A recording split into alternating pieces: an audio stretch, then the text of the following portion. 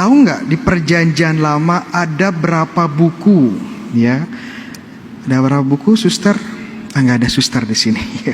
Ya, ada 46.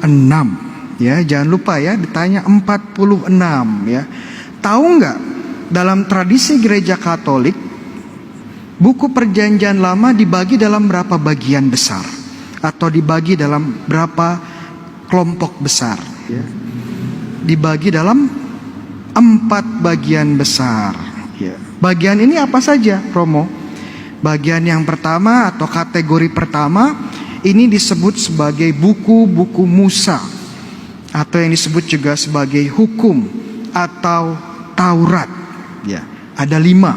Ya. Yang pertama Kejadian, Keluaran, ketiga Imamat, keempat Bilangan, dan terakhir Ulangan. Iya. Bagian kedua itu biasanya disebut dalam kategori buku-buku sejarah dari Yosua sampai Makabe.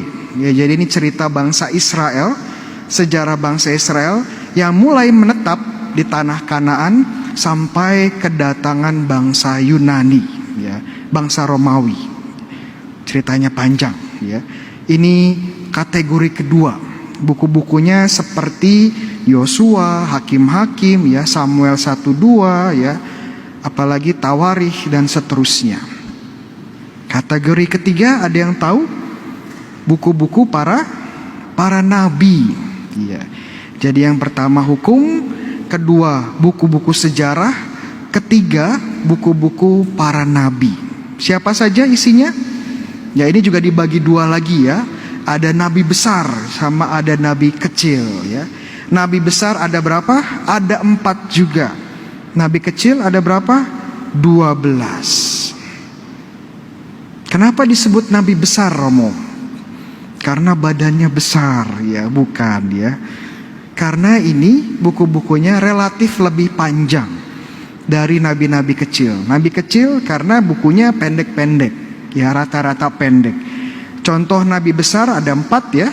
Ada Yesaya, Yeremia, Yehezkiel, Daniel. Hafal? Ya, hafal ya.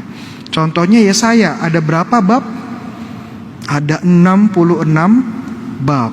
Wah, panjang sekali ya. Dan kategori terakhir ada yang tahu kategori apa? Buku-buku kebijaksanaan atau buku-buku hikmat. Contohnya buku Mazmur ya, buku Amsal, buku apalagi Kidung Agung dan yang lain-lain. Jadi ini pembagian dasar dari kitab suci Perjanjian Lama.